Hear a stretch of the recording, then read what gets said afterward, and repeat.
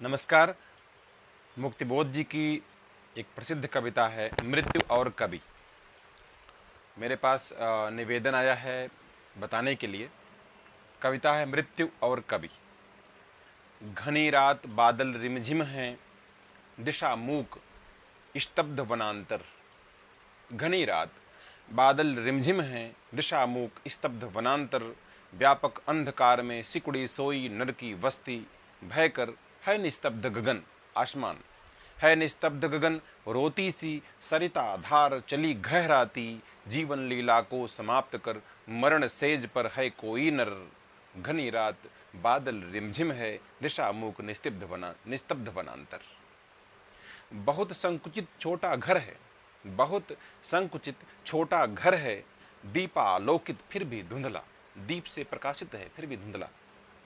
बहुत संकुचित छोटा घर है, दीपालोकित फिर भी धुंधला। बधु मूर्छिता पिता अर्धमृत, दुखिता माता स्पंदन हीना। घनी रात बादल रिमझिम है, दिशा मूक कवि का मन गीला। यह सब क्षणिक, यह सब क्षणिक क्षणिक जीवन है, मानव जीवन है क्षणभंगुर। ऐसा मत कह मेरे कवि, ऐसा मत कह मेरे कवि। इस क्षण संवेदन से हो आतुर। जीवन चिंतन में निर्णय कर अकस्मात मत आ ओ निर्मल। इस बीभत्स प्रसंग में रहो तुम अत्यंत स्वतंत्र निराकुल। भ्रष्ट न होने दो युग युग की सतत साधना महाराधना। इस क्षण के दुख भार से रहो अविचलित, रहो अचंचल। अंतर दीपक के प्रकाश में विनत प्रणत आत्मस्थ रहो तुम। जीवन के इस गहन अतल के लिए मृत्यु का अर्थ कहो तुम। तो ये कहता है कवि। घनी रात बादल रिमझिम है, दिशा मूक निस्तब्ध वनांतर। व्यापक अंधकार में सिकुड़ी सोई नर की बस्ती। भयकर है निस्तब्ध गगन रोती सी सरिता धार चली गहराती। जीवन लीला को समाप्त कर मरण सेज पर है कोई नर। बहुत संकुचित छोटा घर है, दीपालोकित मृत फिर भी धुंधला।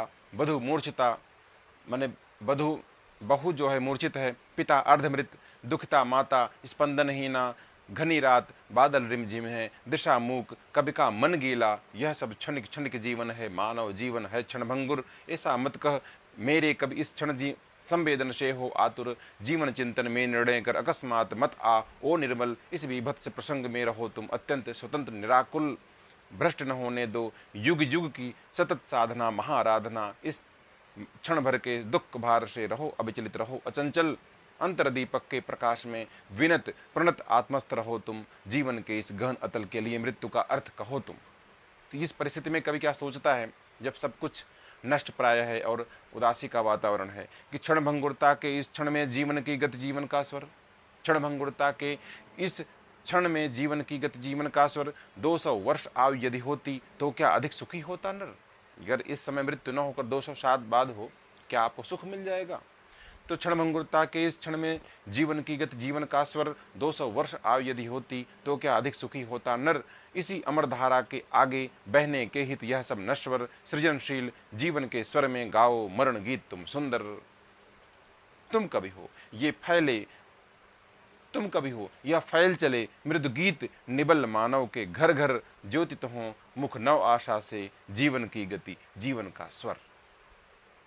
ये कविता है कि 200 साल अगर उम्र हो तो क्या आदमी अधिक सुखी हो जाएगा।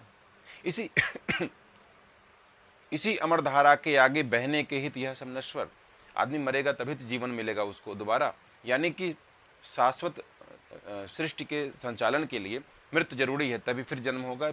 इस श्रृंखला चलती रहेगी। इसी अमरधारा के आगे बहने के लिए यह सब नश्वर। सृजनशील जीवन के स्वर में गाओ मरण गीत तुम सुंदर। सृजन के लिए मरण का गीत गाओ। तुम कभी हो ये फैल चले मृदु गीत निबल मानव के घर घर। ज्योतित हो मुख नव आशा से जीवन की गति जीवन का स्वर, जीवन की गति जीवन का स्वर। यह जो है मुक्तिबोध जी की कविता बहुत ही मृत्यु और कवि बहुत प्रसिद्ध कविता है।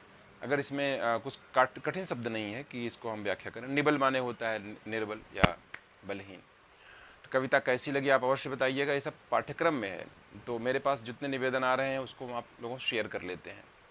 तो चैनल को सब्सक्राइब करना आप न भूलें, और आप तक सूचनाएं पहुंचती रहती हैं इससे। कुछ आपको पढ़ना, जानना, समझना हो तो कमेंट बॉक्स में आप लिख दीजिए। तो आप सबको हार्दिक शुभकामनाएं, फिर मिलेंगे, तब तक के लिए नमस्कार, जय हिंद।